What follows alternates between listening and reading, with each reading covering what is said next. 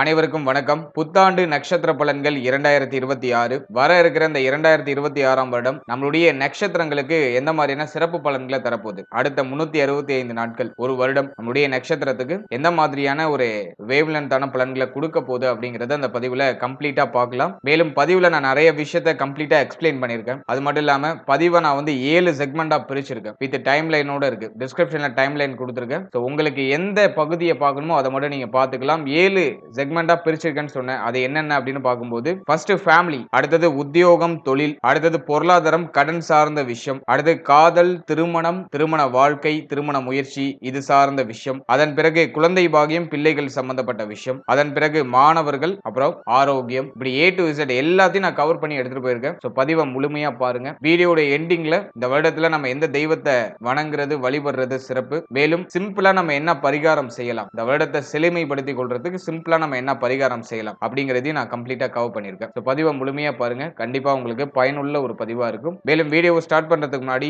Subscribe பண்ணாதவங்களா இருக்கீங்கன்னா மறக்காம subscribe பண்ணிக்கோங்க. அப்படியே பக்கத்துல இருக்க பெல் சிம்பிளை கிளிக் பண்ணிக்கோங்க. அப்பதான் நாங்க போடுற இது போல பயனுள்ள பதிவுகள் எல்லாம் உங்களுக்கு நோட்டிபிகேஷனாக கிடைக்கும். இப்போது கடகராசி ஆயில்யம் நட்சத்திரக்காரர்களுக்கு இந்த புத்தாண்டு 2026ஆம் வருடம் எப்படி இருக்க போகுது அப்படிங்கறத நம்ம தெளிவா இப்ப பார்க்கலாம். முதலாவது அந்த வருடத்துல பிளானட்டரி பொசிஷன்லாம் எப்படி இருக்கு, நமக்கு சாதகமா இருக்கா அப்படிங்கறத ஃபர்ஸ்ட் டீடைலா நம்ம அனலைஸ் பண்ணலாம். இந்த 2026ஆம் வருடத்தை பொறுத்த வரைக்கும் நம்மளுடைய ராசி மற்றும் நம்முடைய நட்சத்திரங்களுக்கு 2ஆம் இடத்துல கேதுவுடைய சஞ்சாரம். தன குடும்ப வாக்குஸ்தானத்துல கேது இருக்கிறது அந்த அளவுக்கு அட்வைசபிள் இல்ல. இந்த கேது மேல ஏதாச்சும் சுபகிரகத்துடைய பார்வை இருக்கா அப்படின்னு அனலைஸ் பண்ணா அதுவும் இல்ல. அல்ல தன குடும்ப வாக்குஸ்தானத்துல இருக்கக்கூடிய கேது பகவான் பெரிய ஃபேவரான அமைப்பு கொடுக்க மாட்டாரு. இருப்பினும் இந்த வருடத்துல மிக முக்கியமான பயிற்சியாக பார்க்கக்கூடிய குரு பயிற்சி. குரு வந்து நம்முடைய ஜென்மஸ்தானத்துல வந்து உச்சமாகிறார். 11 வருடம் கழித்து இந்த 2026ஆம் வருடத்துல கடகத்துல குரு டிராவல் பண்ண இருக்காரு. கரெக்டா ஜூன் மாதத்துல இந்த குரு பயிற்சி அப்படிங்கிறது நிகழும். ஜூன் மாதத்துல இருந்து உச்ச குரு ஜென்மஸ்தானத்துல இருக்கும். ஜென்மத்துல குரு இருக்கிறது அந்த அளவுக்கு சிறப்பு இல்லை. இருப்பினும் குரு வந்து நமக்கு யோகாதிபதி, அதாவது 9ஆம் அதிபதியாக வந்துருவாரு. அவர் ஜென்மஸ்தானத்துல வந்து உச்சமாகிறது ஒரு வகையில யோகமான அமைப்பு. அதே மாதிரி திரிகோண ஸ்தானங்களை இயக்குவார். அதாவது 1, 5, 9 இந்த ஸ்தானங்கள்லாம் குரு பயிற்சிக்கு பிறகு இயங்க ஆரம்பிக்கும். அது ஒரு வகையில நமக்கு யோகமான நல்ல பலன்களை அதிகமா கொண்டு வந்து சேர்க்கும். அடுத்தது கேதுவை பார்த்தோம்னா அஷ்டமத்துல இருக்காரு. அஷ்டம கேது அது அந்த அளவுக்கு சிறப்பு இல்லை. இருந்தாலும் முதல் 6 மாதம் கேதுவால எந்த பிரச்சனையும் இருக்காது. ஏன்னா குரு பார்வையில அந்த கேது பகவான் வந்துடுறாரு. எனவே குரு பார்வையில் இருக்கக்கூடிய பாவகிரகங்கள் அதிகப்படியான கெடுபலனை எந்த வகையிலும் நமக்கு கொடுக்காது. எனவே முதல் 6 மாதம் ராகுவால எந்த ட்ரபிளும் இருக்காது. குரு பயிற்சிக்கு பிறகு அஷ்டம ராகு ஆக்டிவேஷன் ஆக ஆரம்பிக்கும். அடுத்தது சனி பாகியத்துல. பொதுவா சனி வந்து பார்த்தோம்னா நம்முடைய ராசிக்கு 7, 8க்கு அதிபதியா வருவாரு. அவர் பாகியத்துல இருக்கிறது ஒரு வகையில நல்லது, ஒரு வகையில குற்றம். இருந்தாலும் அஷ்டம சனி லெவலுக்கு இந்த பாகிய சனி இருக்காது. இந்த வருடத்துல சனி எந்த சேஞ்சஸும் பண்ணல, பாகியத்துல தான் டிராவல் பண்றாரு. அதே மாதிரி சனி பகவான் தான் அமர்ந்த இடத்துல இருந்து 3, 7, 10 இந்த ஸ்தானங்களை இயக்குவார். அதன் அடிப்படையில சனியுடைய பார்வை நம்முடைய ராசி மற்றும் நம்முடைய நட்சத்திரத்துக்கு 11ஆம் இடத்துல பதியும். மேலும் நம்முடைய ராசி மற்றும் நம்முடைய நட்சத்திரத்துக்கு 3ஆம் இடத்துல பதியும். மேலும் நம்முடைய ராசி மற்றும் நம்முடைய நட்சத்திரத்துக்கு 6ஆம் இடத்துல பதியும். சோ இந்த ஸ்தானங்கள் எல்லாம் சனி பகவான் இயக்குவார். இந்த வருடத்துல மிக முக்கியமான கிரக நகர்வு அப்படின்னாக்கா குரு பயிற்சி 1 ஜூன் 1ஆம் தேதி குரு பயிற்சி. குரு வந்து மிதுன ராசியில இருந்து கடக ராசியில வந்து உச்சமாவாரு. இது ஒரு முக்கியமான பயிற்சி. அடுத்தது நம்ம பார்க்கிறது ராகு கேது பயிற்சி. டிசம்பர் 5ல இருந்து ராகு கேது பயிற்சி வரும். இது வருஷத்தோட கடைசியில இருக்கிறதுனால அதை நம்ம பெருசா நம்ம கணக்குல எடுத்துக்க வேண்டாம். இந்த வருஷத்துல மேஜரான பார்ட் எங்க இருக்க போகுது அப்படின்னா 2, 8 இந்த ஸ்தானங்கள்ல தான் இருக்க போகுது. அதுலயும் முதல் 6 மாதம் ராகுவால எந்த ட்ரபிளும் இல்ல. ஏன் அப்படின்னா அந்த குரு பார்வையில அந்த ராகு பகவான் வந்துருவாரு. எனவே முதல் 6 மாதம் ராகுவால பெருசா எந்த ட்ரபிளும் இருக்காது. சோ இதுதான் வருட கிரகத்துடைய பிளானட்டரி பொசிஷன். பொதுவா இந்த வருட பலன் அப்படிங்கிறது வருட கிரகங்களுடைய நிலையை அடிப்படையா வைத்துதான் கணிப்போம். அதன் அடிப்படையில இந்த 4 வருட கிரகங்களும் நமக்கு ஓரளவுக்கு சாதகமான இடத்துல தான் டிராவல் பண்ணுது. அதனால நிறைய சுபத்துவமான நல்ல பலன்கள் நம்முடைய ராசி மற்றும் நம்முடைய நட்சத்திரங்களுக்கு கண்டிப்பா கிடைக்கும். இப்போ செக்மெண்ட் வைஸா டீடைலா பார்க்கலாம். எதெல்லாம் நமக்கு ஃபேவரா இருக்கு, எதுல எல்லாம் நம்ம கொஞ்சம் கேர்ஃபுல்லா இருக்கணும் அப்படிங்கறத இப்ப நம்ம தெளிவா பார்க்கலாம். முதலாவதா குடும்ப வாழ்க்கை இந்த 2026ஆம் வருடத்துல எப்படி இருக்க போகுது அப்படின்னு நம்ம அனலைஸ் பண்ணும்போது தன குடும்ப வாக்கு ஸ்தானத்துல கேது பகவானுடைய சஞ்சாரம். 2ல கேது இருக்கிறது அந்த அளவுக்கு சிறப்பு இல்லைன்னு நான் சொல்லிட்டு ஆரம்பத்திலேயே. இதுல ஏதாச்சும் குரு பார்வை சுப கிரகத்துடைய பார்வை ஏதாச்சும் இருக்கா அப்படின்னா அதுவும் இல்ல. மாத கிரகங்கள் மட்டும் அந்த 2ஆம் இடத்தை சில சமயங்கள்ல சுபத்துவப்படுத்தும், ஒரு சில மாதங்கள்ல சுபத்துவப்படுத்தும். அப்போது குடும்ப வாழ்க்கை சிறப்பாக இருக்கும். பொதுவாக இந்த 2026ஆம் வருடத்துல குடும்ப வாழ்க்கையில சற்று கவனமா இருக்கணும். குடும்ப உறுப்பினரோட கொஞ்சம் அனுசரிச்சு போய்க்கணும். வாக்குவாதங்கள் அதிகம் அதிகமா வரதுக்கான வாய்ப்புகள் உண்டு. எல்லாரையும் கொஞ்சம் அனுசரிச்சு பொறுமையை கடைபிடித்து நம்ம நிதானமா செயல்படுறது சிறப்பான நல்ல பலன்களை பெற்றுக் கொடுக்கும். ஒன்ஸ் நம்ம பொறுமையை மட்டும் கடைபிடிச்சிட்டோம்னாக்க அந்த வருடம் நமக்கு வெற்றி நீங்க ஒரு டிக் அடிச்சுக்கோங்க. ஏன்னா அந்த நேரத்துல அதிகமான கோப உணர்வு வரும், ஃபேமிலியை நினைச்சு நிறைய கவலை உணர்வு வரும், ஃபேமிலி மெம்பர்ஸ் எல்லாம் ஆளாளுக்கு ஒண்ணு சொல்லி நம்மள குழப்பி விடுவாங்க, குடும்ப உறுப்பினர் கூட வாக்குவாதம் அதிகமா வரும். இப்படி ஒரு மாதிரி ஒரு கலவையான ஒரு அமைப்பு ஃபேமிலி ரீதியா இருக்கிறதுனால உங்களால அடுத்த ஒரு விஷயத்துல போக்கஸ் பண்ண முடியாது. அது உங்களுடைய அந்த சிந்தனையை மாத்தி மாத்தி அமைக்கிறதுக்கு வாய்ப்புகள் உண்டு. எனவே இந்த வருடத்தை பொறுத்த வரைக்கும் ஒரு விஷயம் தெளிவுக்கு வந்துடணும். யாரு வேணாலும் என்ன வேணா பேசிட்டு போட்டும், நம்ம கிளியரா நம்ம பாதையில பயணிக்கலாம். மைண்ட் நம்ம ரிலாக்ஸா வச்சுப்போம். யார் என்ன சொன்னாலும் அனுசரிச்சு போய்ப்போம். ஃபேமிலி ரீதியா இருக்கக்கூடிய குழப்பங்களை கொஞ்ச நாளைக்கு தள்ளி வைப்போம் அப்படின்னு சொல்லிட்டு நீங்க ஒரு தெளிவுக்கு வந்துட்டீங்கன்னா இந்த வருடம் உங்களுக்கு சிறப்பான வருடமா மாறிடும். ஏன்னா 2ல கேது இருந்தா குடும்பத்துல ஒரு மாதிரி கலக அமைப்புகளை ஏற்படுத்தும். குடும்ப உறுப்பினர்களா உங்களுக்கு எகெயின்ஸ்டா மாறதுக்கு வாய்ப்பு இருக்கு. ஏன்னா ஆல்ரெடியே கேது 2ஆம் இடத்துல அமர்ந்து ஃபேமிலி ரீதியா ஒரு நிம்மதி இல்லாத அமைப்பு ஆல்ரெடி கொடுத்துட்டாரு. குடும்பத்தை பத்தின ஒரு கவலை, அது வாட் எவர் நீ எந்த ஏஜ் கேட்டகரினரா இருக்கீங்களோ அதுக்கு தகுந்த மாதிரி ஒரு கவலையை கொடுத்திருப்பாரு. குடும்பத்துல ஒரு சுமை அமைப்பை கொடுத்திருப்பாரு, ஆல்ரெடியே கொடுத்துட்டாரு. இந்த வருடத்துல அந்த டாஸ்க் எல்லாம் அப்படியே கொஞ்சம் கொஞ்சமா நகர்த்த வைப்பார். ஆல்ரெடி இருக்கிற சுமை அமைப்புகளை குறைக்கிறதுக்கு முயற்சிகள் எடுக்க வைப்பார். அப்படியே கொஞ்சம் கொஞ்சமா அந்த டாஸ்க் எல்லாம் நகர்த்தி ஃபேமிலி ரீதியா இருக்கக்கூடிய கமிட்மெண்ட் எல்லாம் அப்படியே கொஞ்சம் கொஞ்சமா குறைச்சி வருஷத்தோட கடைசியில எல்லாத்துல இருந்தும் வெளியில வந்துருவீங்க. எல்லா பிரச்சனையில இருந்தும் வெளில வந்துருவீங்க. எல்லாத்துக்கும் ஒரு சொல்யூஷனை கண்டுபிடிச்சிருவீங்க. அதுதான் இந்த வருடத்துல இருக்கக்கூடிய சாராம்சம். எனவே இந்த வருடத்துல ஃபேமிலி ரீதியா சில சுமை அமைப்புகள் இருக்கும். வாக்குவாதங்களை குறைச்சிக்கணும், குடும்பத்துல கொஞ்சம் அக்கறை எடுத்துக்கணும், குடும்பத்துல நிறைய கமிட்மெண்ட் இருக்கும், ஃபேமிலி பிரஷர் கொஞ்சம் அதிகமா இருக்கும். ஏதோ ஒரு விஷயத்துக்கு உங்க ஃபேமிலி பிரஷர் பண்ணுவாங்க. ஆனா அந்த பிரஷரோட அதுல வளர்ச்சியும் இருக்கும். இதுதான் இந்த வருடத்துக்கான குடும்ப வாழ்க்கை பலன். அடுத்தது ஃபேமிலியை பொறுத்த வரைக்கும் தந்தை சம்பந்தப்பட்ட விஷயங்களை கொஞ்சம் கூடுதல் கவனமாக இருக்கணும். தந்தையுடைய உடல் ஆரோக்கியம், தந்தையுடைய உறவு நிலை, தந்தை சார்ந்த என்டையர் விஷயத்திலையும் கொஞ்சம் கேர்ஃபுல்லா இருக்கணும். இந்த நேரத்துல கல்வி ரீதியாகவோ உத்தியோக ரீதியாகவோ தொழில் ரீதியாகவோ தந்தையை விட்டு பிரிஞ்சிருக்கிறது வாய்ப்பு இருந்தா அதை யூஸ் பண்ணிக்கலாம். தந்தை வழி உறவுகளோட சற்று கவனமா இருக்கணும். தந்தை வழி உறவுகளோட கொஞ்சம் அனுசரிச்சு போய்க்கணும். அடுத்தது மெயினா பாக்குறது மூத்த சகோதர சகோதரிகள், இவங்க கூடயும் கொஞ்சம் அனுசரிச்சு போய்க்கணும். மூத்த சகோதர சகோதரிகளோட கொஞ்சம் ஒத்து போகாத அமைப்புகள் இருக்கும். அதையும் நம்ம கொஞ்சம் கவனம் எடுத்து பார்த்துக்கணும். அடுத்தது இளைய சகோதர சகோதரிகள், 3ஆம் இடத்துல சனி பார்வை. எனவே இளைய சகோதர சகோதரிகள் சார்ந்த வகையிலும் ஏதாச்சும் ஒரு பிரஷர் அமைப்பு இருக்கும். மூத்த சகோதர சகோதரி, தந்தை சம்பந்தப்பட்ட விஷயம், இளைய சகோதர சகோதரிகள், இவங்களெல்லாம் இந்த வருடத்துல கொஞ்சம் அனுசரிச்சு நம்ம எடுத்துட்டு போயிடுறது சிறப்பு. யார் என்ன சொன்னாலும் பெருசா கேர் பண்ணிக்காம நியூட்ரலா நம்ம டிராவல் பண்ணிடுறது நமக்கு ஒரு யோகமான அமைப்பை இந்த வருடம் நமக்கு கிரியேட் பண்ணி கொடுக்கும். எனவே குடும்ப வாழ்க்கையில சற்று கவனம் தேவை. பெருசா பயப்படுற அளவுக்கு இல்ல. மைண்ட ஜஸ்ட் நீங்க ப்ரிப்பேர் பண்ணிட்டீங்கன்னா அந்த வருடம் உங்களுக்கு ஒரு growth தரக்கூடிய ஒரு வருடமா தான் இருக்கும். ஸ்டார்டிங்ல கொஞ்சம் ஸ்ட்ரகிளா இருக்கும். போக போக அந்த சுமையெல்லாம் குறைச்சி எல்லாத்தையும் கடந்து ஒரு வெற்றி கொடியை நிலைநாட்டக்கூடிய அமைப்புக்கு வந்துருவீங்க. வருஷத்தோட கடைசியில அந்த சுபத்துவமான வளர்ச்சி அப்படிங்கிறது உங்களுக்கு வெளிப்பட ஆரம்பிக்கும். அடுத்தது உத்தியோகம், தொழில், இதெல்லாம் இந்த 2026ஆம் வருடத்துல நம்முடைய ராசி மற்றும் நம்முடைய நட்சத்திரங்களுக்கு எப்படி இருக்கும் அப்படி நம்ம அனலைஸ் பண்ணும்போது, முதலாவதா நம்ம உத்தியோக லைஃப் எடுத்துக்கும் போது 6ஆம் இடத்துல சனியுடைய பார்வை இந்த வருடம் ஃபுல்லாவுமே இருக்கு. இருப்பினும் குரு பார்வையும் முதல் 6 மாதம் 6ஆம் இடத்துல இருக்கும். ஜூன் 1ஆம் தேதி வரைக்கும் குரு பார்வை நமக்கு 6ஆம் இடத்துல இருக்கும். எனவே உத்தியோகத்தை பொறுத்த வரைக்கும் இந்த முதல் 6 மாதம் ஜூன் 1ஆம் தேதி வரைக்கும் பார்த்தீங்கன்னா மேஜரா ட்ரபிள் இருக்காது. ஆல்ரெடி இருக்கிறத ஸ்மூத்தா உங்களால நகர்த்த முடியும். உத்தியோகத்துல சம்பள உயர்வு, பதவி உயர்வு, பதவி மாற்றம் இதெல்லாம் தடை தாமதத்தோட கிடைக்கும். எதுவும் நீங்க நினைச்சதும் டக்குன்னு உங்களுக்கு growth கொடுத்துறாது. உங்களுடைய உழைப்புக்கு ஏற்ற ஒரு அங்கீகாரம் அப்படிங்கிறது தடை தாமதத்தோட சில குழப்பங்களுக்கு பிறகு கிடைக்கும். ஆனா கிடைக்கும். இந்த 6 மாசத்துக்குள்ள அந்த சுப செய்தியை நீங்க எதிர்பார்க்கலாம். உத்தியோகத்துல ஒரு growth, உத்தியோகத்துல சம்பள உயர்வு, பதவி உயர்வு, பதவி மாற்றம், இதெல்லாம் பாத்தீங்கன்னா ஜூன் 1ஆம் தேதிக்குள்ள சில தடை தாமதங்களுக்கு பிறகு உங்களுக்கு சிறப்பான முறையில் கிடைச்சிடும். அதே மாதிரி உத்தியோகத்துக்கு நீங்க முயற்சி பண்றீங்க, இப்பதான் காலேஜ் எல்லாம் முடிச்சுட்டு ஒரு ஃப்ரெஷரா இருக்கீங்க அல்லது ரொம்ப நாளா ஒரு உத்தியோகத்தை ட்ரை பண்ணிட்டு இருக்கீங்க அப்படின்னா இந்த வருடத்துல சுபத்துவமான ஒரு நல்ல வேலை கிடைச்சிடும். ஏன்னா குரு பார்வையில் 6ஆம் இடம். எனவே வேலை இல்லாதவர்களுக்கு ஒரு நல்ல வேலை வாய்ப்பு அப்படிங்கிறது கிடைச்சிடும். சனியுடைய பார்வையும் 6ஆம் இடத்துல இருக்கிறதுனால பார்க்கக்கூடிய வேலையில ஒரு திருப்தி இருக்காது. எதுலயும் ஒரு மனம் ஒரு திருப்தி அடையாது. இன்னும் கொஞ்சம் பெட்டரா இருந்தா நல்லா இருக்கும் அப்படிங்கிற மாதிரியான எதிர்பார்ப்பு குணத்தை அதிகமா கொடுக்கும். சனியுடைய பார்வை 6ஆம் இடத்துல இருக்கிறதுனால உத்தியோகத்துல சில சுமை அமைப்புகள் இருக்கும். சக ஊழியர்களோட கொஞ்சம் ஒத்து போகாத அமைப்புகள்லாம் இருக்கும். எனவே முதல் 6 மாதம் வரைக்கும் பெருசா ட்ரபிள் இல்ல. அதாவது ஜூன் 1ஆம் தேதி வரைக்கும் பெருசா ட்ரபிள் இல்ல. ஜூன் 1ஆம் தேதிக்கு பிறகு உத்தியோகம் சம்பந்தப்பட்ட விஷயம், சக ஊழியர்களுடைய அந்த உறவு நிலை, இதுல எல்லாம் கொஞ்சம் கூடுதல் விழிப்புணர்வோட இருக்கணும். இந்த நேரத்துல உத்தியோகத்தை கைவிட்டு வேற உத்தியோகம் நான் ஜம்ப் ஆகுறேன், வேற உத்தியோகத்தை நான் தேடலான்னு இருக்கேன், ஆல்ரெடி இருக்கிறத விட்டுட்டு புதுசுக்கு நான் மாறுறேன் அப்படிங்கிற மாதிரியான ஐடியா எல்லாம் கொஞ்சம் மைனஸ்ல போய் முடியறதுக்கு வாய்ப்பு இருக்கு. எனவே இந்த வருடத்தை பொறுத்த வரைக்கும் முதல் 6 மாதம் உத்தியோகம் சார்ந்த வகையில ஒரு சுபத்துவமான வளர்ச்சி உண்டு. ஜூன் 1ஆம் தேதிக்கு பிறகு, அதாவது குரு பெயர்ச்சிக்கு பிறகு உத்தியோகம் சம்பந்தப்பட்ட விஷயங்கள்ல கொஞ்சம் கூடுதல் விழிப்புணர்வு விழிப்புணர்வோட இருக்கணும். ஜாப சேஞ்ச் பண்றது, ஜாப்ல ரிஸ்க் எடுக்கிறது, சோ இதெல்லாம் வந்து ஜூன் 1ஆம் தேதிக்கு பிறகு கொஞ்சம் அவாய்ட் பண்ணிக்கிறது நல்லது. அடுத்தது பயண யோகம் உண்டு. 6, 8, 12 சுபத்துவமா இருக்கு. அதனால வெளிநாடு போகணும்னு ட்ரை பண்றீங்கன்னா அதை இப்போ ட்ரை பண்ணீங்கன்னா அது கிளிக் ஆயிடும். இந்த 2026ஆம் வருடத்துல வெளிநாடு போய் சம்பாதிக்கணும்னு ஆசைப்படுறீங்க, அதுக்கு முயற்சி பண்றீங்கன்னா அந்த 2026 ஜனவரியிலேயே அது கிளிக் ஆகிறதுக்கு வாய்ப்புகள் அதிகபட்சமா உண்டு. எனவே பயண யோகம் சிறப்பு. பயணத்தால ஆதாயம் உண்டாகும். சொந்த ஊர்ல இருக்க முடியாது. உத்தியோகம் சார்ந்த வகையில வெளியூர், வெளிமாநிலம், வெளிநாடு போறதுக்கான யோகம் உண்டு. விபரீத ராஜயோகம், அதாவது வந்து 6 12ல போய் அமர்ந்திருக்காரு. எனவே சந்தர்ப்ப சூழ்நிலைகளால திடீர்னு ஒரு ஜாக்பாட், திடீர்னு ஒரு வாய்ப்பு, திடீர்னு ஒரு ஏற்றம், அதை வந்து இந்த வருடம் ஆரம்பத்திலேயே உங்களுக்கு கொடுத்துரும். 2026ல வெளிநாடு, வெளிமாநிலம், வெளியூர் போய் நீங்க சம்பாதிக்கணும்னு நினைக்கிறீங்க அப்படின்னா தாராளமா அதுக்கு அந்த எஃபோர்ட்டை நீங்க கொடுக்கலாம். அதுல வந்துட்டு ஒரு சுப செய்தி தாராளமா கிடைக்கும். உத்தியோக ரீதியா முதல் 6 மாதம் ஏற்றத்தை கொடுக்கும். ஜனவரி 1ல இருந்து ஜூன் 1ஆம் தேதி வரைக்கும் உத்தியோக ரீதியா எந்த ட்ரபிளும் இருக்காது. மேஜரா எந்த ட்ரபிளும் இருக்காது. ஜூன் 1ஆம் தேதிக்கு மேல உத்தியோகம் சார்ந்த விஷயங்கள்ல கொஞ்சம் கவனமா இருக்கணும், விழிப்புணர்வோட இருக்கணும்.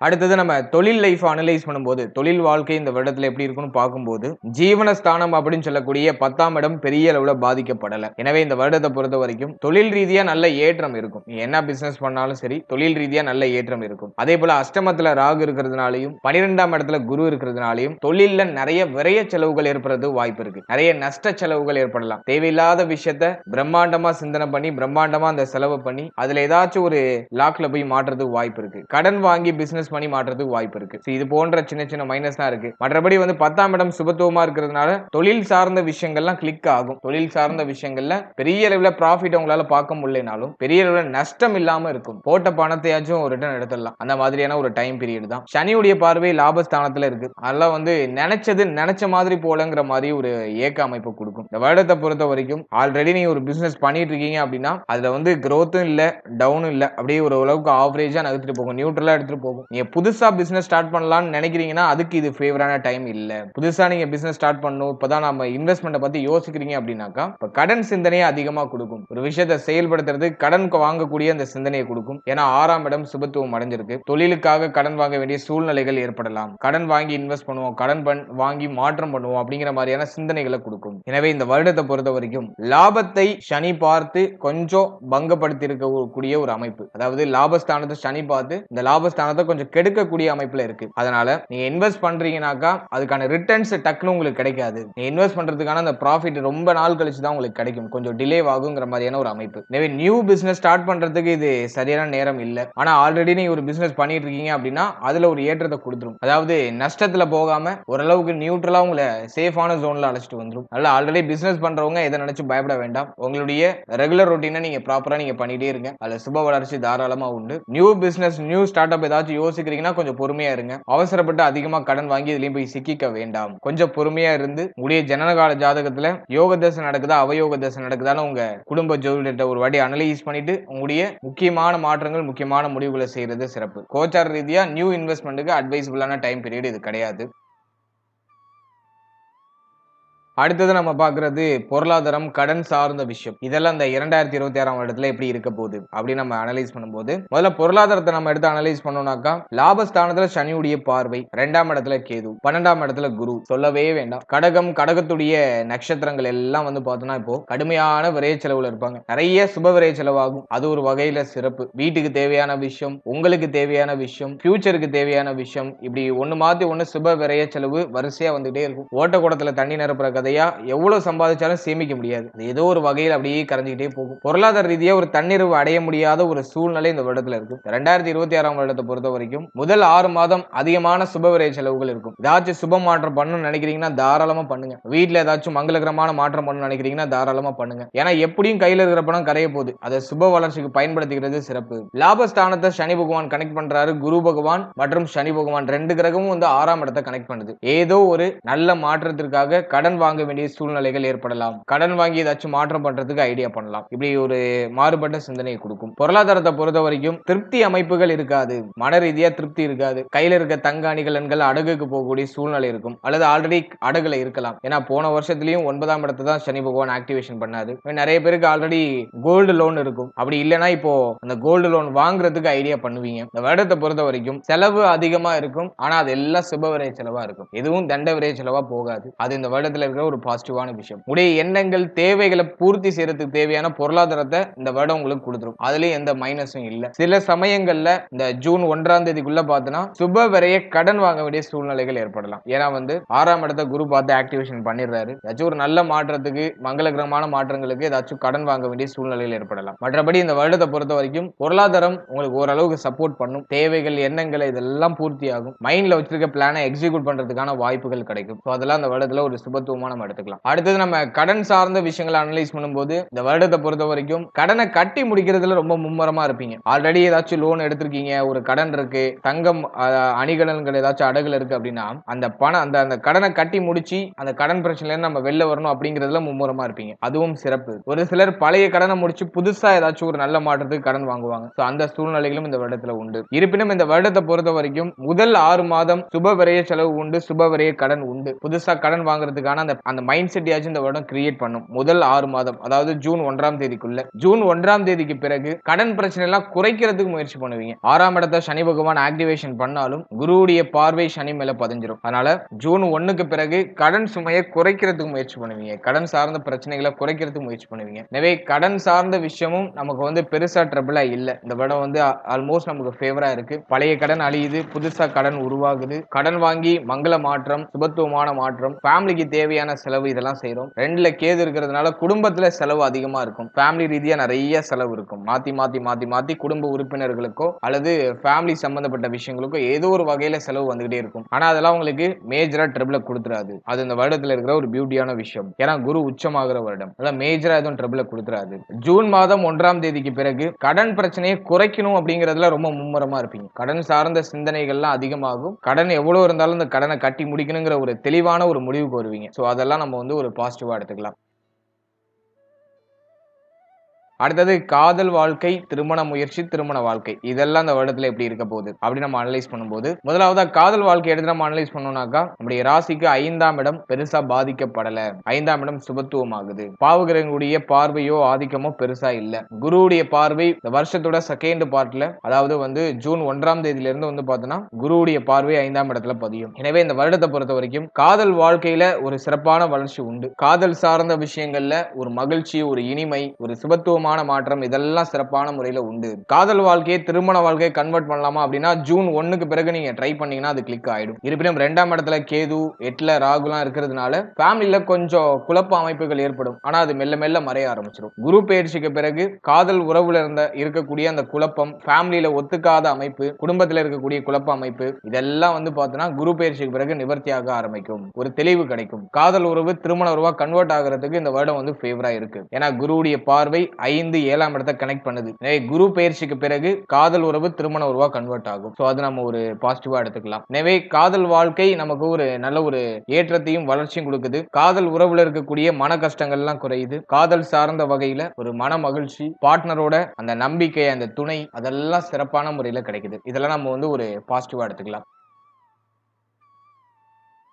அடுத்தது திருமண முயற்சி இந்த வருடத்துல ஒரு பாசிட்டிவான ரிசல்ட்டை கொடுக்குமா அப்படின்னாக்கா இந்த வருடத்துல தாராளமா கொடுக்கும். ஏன் அப்படின்னா இப்போ சுப விரைய செலவு இருக்குன்னு சொல்லிட்டேன். ஸ்டார்டிங்லயே அதை நான் சொல்லிட்டேன். இந்த ஜனவரில இருந்து நீங்க ஸ்டார்ட் பண்ணலாம். திருமண முயற்சிகளை தாராளமா ஸ்டார்ட் பண்ணலாம். ஜூன் 1க்கு பிறகு மேக்ஸிமம் நிறைய பேருக்கு சுப செய்தி கிடைச்சிடும். ஏன்னா 7ஆம் இடத்த குரு உச்ச குரு, அதுவும் உச்சமாக இருக்கக்கூடிய குரு பகவான் 7ஆம் இடத்தை கனெக்ட் பண்றாரு. சம சப்தம பார்வையால 7ஆம் இடத்தை பார்க்கிறாரு. 7 கூடியவர் 9ல வலிமையா தான் இருக்காரு. எனவே திருமண முயற்சியை தாராளமா மேற்கொள்ளலாம். இந்த வருடத்துல 95% திருமண முயற்சிகள்ல சுப செய்திகள் கிடைக்கும். சுப விரைய செலவு திருமணம் சார்ந்த வகையில மேக்சிமம் இருக்கும். 95%. இன்னும் ஒரு 5% உங்களுடைய ஜனனகால ஜாதகத்துல நல்ல தசா புக்தி நடக்கணும். திருமணத்தை உங்களுக்கு கொடுக்கக்கூடிய தசா புக்தி, குறிப்பா 3 7 11 இந்த ஸ்தானங்கள் உங்களுடைய ஜனனகால ஜாதகத்துல இயங்கிட்டனாலே இந்த வருடத்துல 100% திருமண முயற்சிகள் வெற்றியை கொடுத்துரும். திருமணம் சார்ந்த வகையில சுப செய்தி தாராளமா இந்த வருடத்துல கிடைக்கும். திருமண வயதுல இருக்கக்கூடியவர்களுக்கு இந்த வருடத்துல திருமணம் நிச்சயமாகிறது, திருமணம் நடக்கிறது இதெல்லாம் சுபத்துவமா இருக்கும். அதனால அந்த முயற்சிகளை தாராளமா செய்யலாம். அடுத்தது திருமண வாழ்க்கை இந்த வருடத்துல எப்படி இருக்கும் அப்படின்னு நம்ம அனலைஸ் பண்ணும்போது 7 ஒரு 9ல பலமா தான் இருக்காரு. குரு பயிற்சிக்கு பிறகு குருவும் வந்து 7ஆம் இடத்தை பலப்படுத்துறாரு, 7ஆம் அதிபதியும் பார்த்துடுறாரு. எனவே திருமண வாழ்க்கை இந்த வருடத்துல ஒரு சிறப்பான ஏற்றத்தை கொடுக்கும். திருமண வாழ்க்கையில இருந்த பிரச்சனை, குழப்பம், வில்லங்கம் எல்லாம் சரியாயிடும். திருமண வாழ்க்கையில ஒரு நிம்மதி கிடைக்கும், வாழ்க்கை துணையுடைய சப்போர்ட் கிடைக்கும், வாழ்க்கை துணையால ஆதாயம் கிடைக்கும். சண்டை, வம்பு, வழக்கு, பிரச்சனை இதை மாதிரி ஏதாச்சும் திருமண வாழ்க்கையில் நடந்துகிட்டு இருக்குன்னா அதெல்லாம் சரியாகும், ஒரு தெளிவு கிடைக்கும். எனவே திருமண வாழ்க்கையில ஒரு ஏற்றம், ஒரு முன்னேற்றம், வாழ்க்கை துணையால ஒரு விதத்துல ஆதாயம், இதெல்லாம் சிறப்பாக நமக்கு கிடைக்கும். 8ல ராகு பகவான் இருக்கிறதுனால வாழ்க்கை துணையுடைய உடல் ஆரோக்கியத்துல மட்டும் ஒரு சின்னதா மைல்டா ஒரு கவனம் மட்டும் வச்சுக்கோங்க. இருப்பினும் 7ஆம் இடம் வலிமை அடையுது, 7ஆம் அதிபதி வலிமை அடைகிறாரு.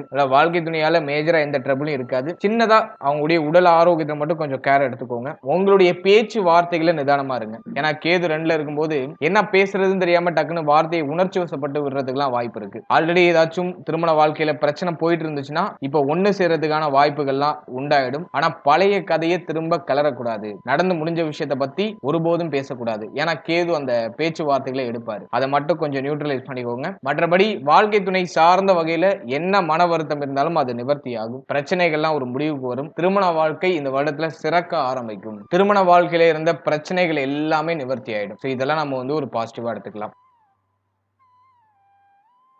அடுத்தது குழந்தை பாக்கியம், பிள்ளைகள் சம்பந்தப்பட்ட விஷயம், இதெல்லாம் அந்த வருடத்துல எப்படி இருக்கும் அப்படின்னு நம்ம அனலைஸ் பண்ணும்போது குரு பெயர்ச்சிக்கு பிறகு நிறைய பேருக்கு குழந்தை பாக்கியத்துல சுப செய்தி கிடைச்சிடும். குழந்தை பாக்கியத்துக்கு நீங்க ரொம்ப நாளா முயற்சி பண்ணிட்டு இருக்கீங்க அப்படின்னா, ரொம்ப தடைப்பட்ட மாதிரியான ஒரு அமைப்பிலே இருந்துச்சுன்னா இந்த வருடத்துல ஜூன் 1ஆம் தேதிக்கு பிறகு 95% குழந்தை பாக்கியத்துல சுப செய்தி கிடைச்சிடும். குழந்தை பாக்கியம் இல்லாதவங்க கவலைப்பட வேண்டாம். இந்த வருஷத்துல ட்ரை பண்ணுங்க, நிச்சயமா நல்ல செய்தி கிடைக்கும். ஏன்னா குரு உச்சமாகி தன்னுடைய 5வது பார்வையை 5ஆம் இடத்துல செலுத்துவார். எனவே இந்த வருடத்துல நீங்க ஜனவரில இருந்தே ஸ்டார்ட் பண்ணிடலாம். இந்த குழந்தை பாக்கியத்துக்கான முயற்சிகளை ஜனவரில இருந்தே நீங்க ஸ்டார்ட் பண்ணிடலாம். மருத்துவருடைய ஆலோசனை படி கொஞ்சம் செயல்படுங்க. சுப செய்தி மிக விரைவா கிடைக்கும். அதிகமான அலைச்சல், அதிகமான பயணத்தை கொஞ்சம் குறைச்சிக்கணும். இந்த டயத்துக்கு சாப்பிடணும், டயத்துக்கு தூங்கணும். பெண்கள் குறிப்பா கொஞ்சம் அதிகமா ஹெல்தியான ஃபுட் எடுத்துக்கோங்க. ஏன்னா இந்த நேரத்துல ராகு, சனி இதெல்லாம் வந்து கொஞ்சம் வீக்கான இடத்துல இருக்கு. அதனால நிறைய அலைச்சலை கொடுக்கும், நிறைய இடமாற்றங்களை கொடுக்கும், பயணத்தை கொடுக்கும். இதெல்லாம் கொஞ்சம் குறைச்சிக்கிறது நல்லது. ஜூன் 1க்கு பிறகு சுப செய்தி தாராளமா கிடைச்சிடும். குழந்தை பாக்கியத்துல இந்த வருடத்துல ஒரு 95% பேருக்கு சுப செய்தி கிடைச்சிடும்.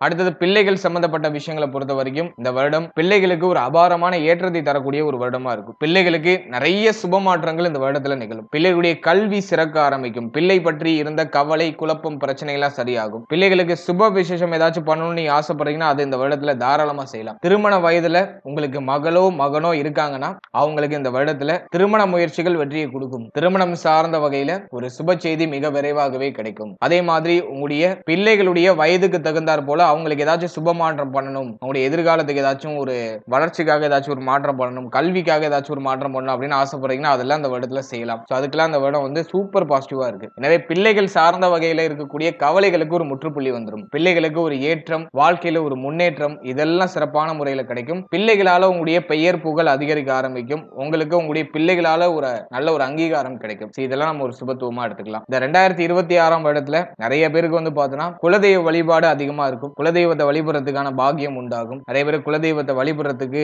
ட்ரை பண்ணுவீங்க. அதெல்லாம் சிறப்பு. பூர்வீகம் ரீதியா இருக்கக்கூடிய பிரச்சனைகள்லாம் சரியாகும். பூர்வீக சொத்துல இருக்கக்கூடிய வில்லங்கம் சரியாகும். பூர்வீக சொத்தை அனுபவிக்கக்கூடிய சூழ்நிலைகள் உண்டாகும். திரிகோண ஸ்தானங்கள் இயங்குது. நிறைய நல்ல சுபத்துவமான ஏற்றத்தை இந்த வருடம் கண்டிப்பா கொடுக்கும்.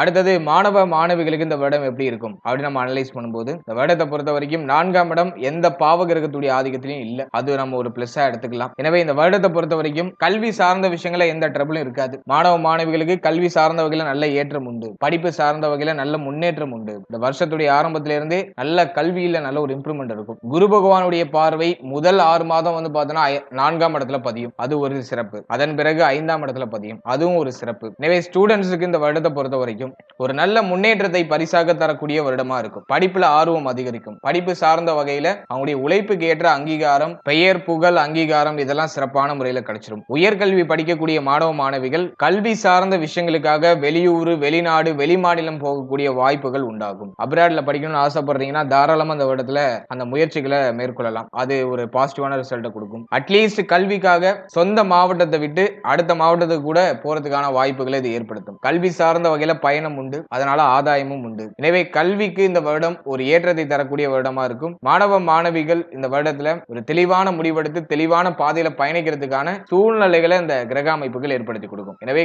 மாணவர்களுக்கு இந்த வருடம் சிறப்பாக தான் இருக்கு.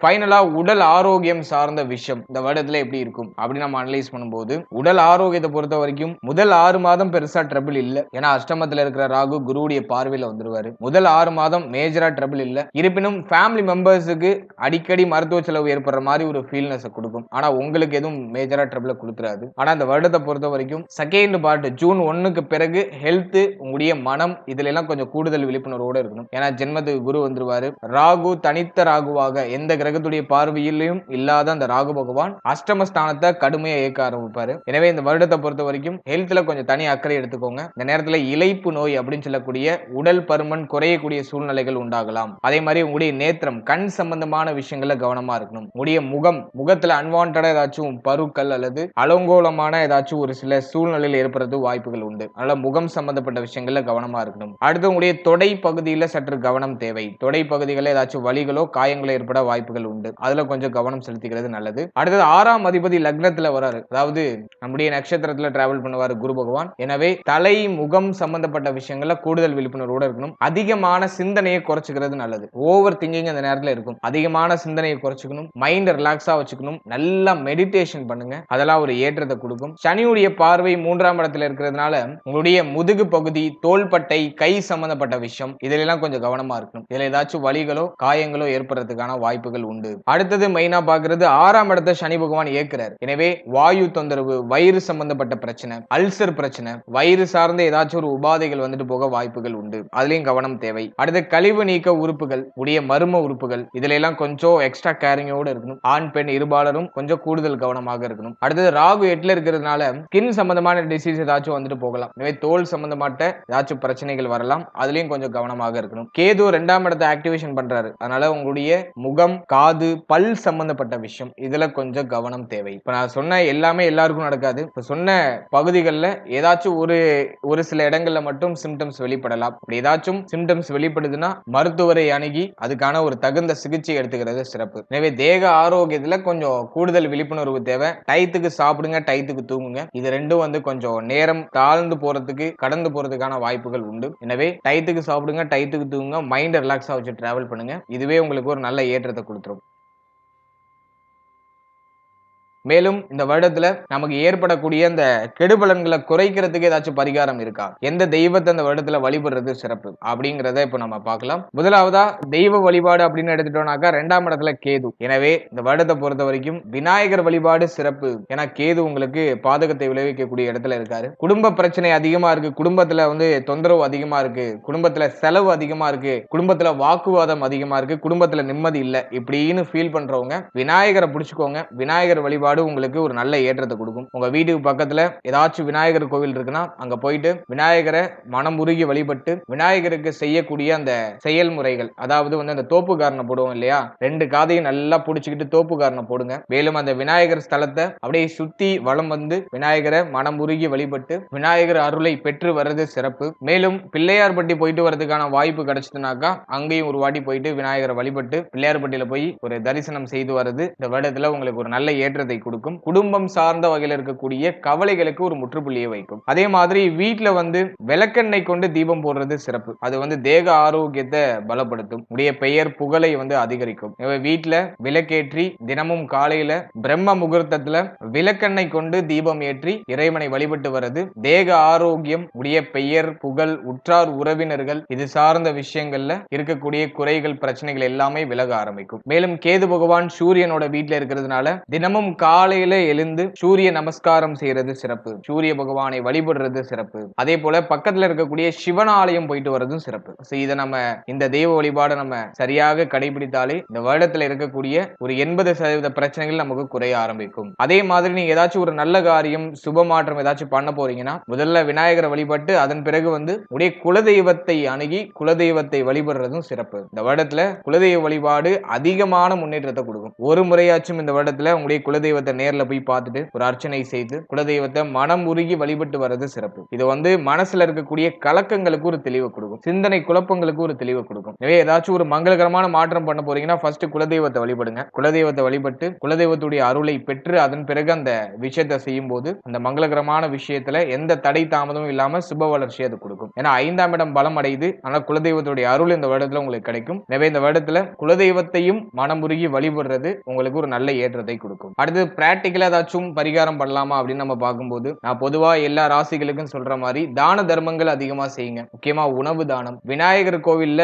உணவு தானம் போடுறதுக்கான வாய்ப்பு கிடைச்சதுன்னா, அன்னதானம் கொடுக்கறதுக்கான வாய்ப்பு கிடைச்சதுன்னா அதை செய்யுங்க. அது வந்து ஒரு ஏற்றத்தை கொடுக்கும், ஒரு மன நிறைவை கொடுக்கும். அதே மாதிரி ரோட்டு ஓரத்துல இருக்கக்கூடிய செயல்பட இயலாதவர்களுக்கு உங்களால முடிஞ்ச சின்ன சின்ன உதவிகளை செய்யுங்க. அது எவ்வளவு சின்னதா இருந்தாலும் பிரச்சனை இல்லை. உங்களால முடிஞ்ச அளவுக்கு ஒரு சின்ன சின்ன உதவிகளை பண்ணுங்க. அது வந்து உங்களுக்கு ஒரு நல்ல முன்னேற்றத்தை கொடுக்கும். இந்த உதவிகளை நீங்க செய்து வரும்போது உங்களை அறியாமலே உங்களை சுத்தி ஒரு பாசிட்டிவ் ஆரா வந்து கிரியேட் ஆகும். அது உங்களுக்கு வந்து ஒரு நல்ல ஒரு மோட்டிவேஷனை கொடுத்து அடுத்த கடத்து உங்களை உயர்த்தும். இது வந்து ஒரு பிராக்டிகலான பரிகாரம். அடுத்தது இந்த வருடத்துல ஒரு மிக மிக முக்கியமான பரிகாரமா நான் சொல்றது மெடிடேஷன். நல்லா மூச்சு பயிற்சி பண்ணுங்க. மைண்ட ரிலாக்ஸா வச்சுக்கிறதுக்கு தினமும் காலையில பிரம்ம முகூர்த்தத்துல, முடிஞ்சவங்க பிரம்ம முகூர்த்தத்துல, அப்படி இல்லைனாக்கா உங்களுக்கு எப்போ டைம் கிடைக்குதோ அப்பெல்லாம் நீங்க வந்து மெடிடேஷன்ல ஈடுபடுறது சிறப்பு. அது உங்க மைண்டை காம் டவுன் பண்ணி உடைய சிந்தனையை கூர்மைப்படுத்தும். எனவே தினமும் மெடிடேஷன் பண்ணுங்க. ஒரு 10 நிமிஷம் அதுக்காக ஒதுக்கிடுங்க. அதே மாதிரி தேக ஆரோக்கியத்தை வலிமைப்படுத்துறதுக்கு சூரியனுடைய ஒளியை தினமும் உள்வாங்கணும். அதுக்கு தான் சூரிய நமஸ்காரம் சொன்னேன். காலையில அப்படியே எழுந்து சின்னதா நடைபயிற்சி, அப்படியே சூரிய ஒளி மேல படுற மாதிரி சின்னதா ஒரு நடைபயிற்சி, கை கால்களுக்கு ஒரு அசைவு கொடுங்க.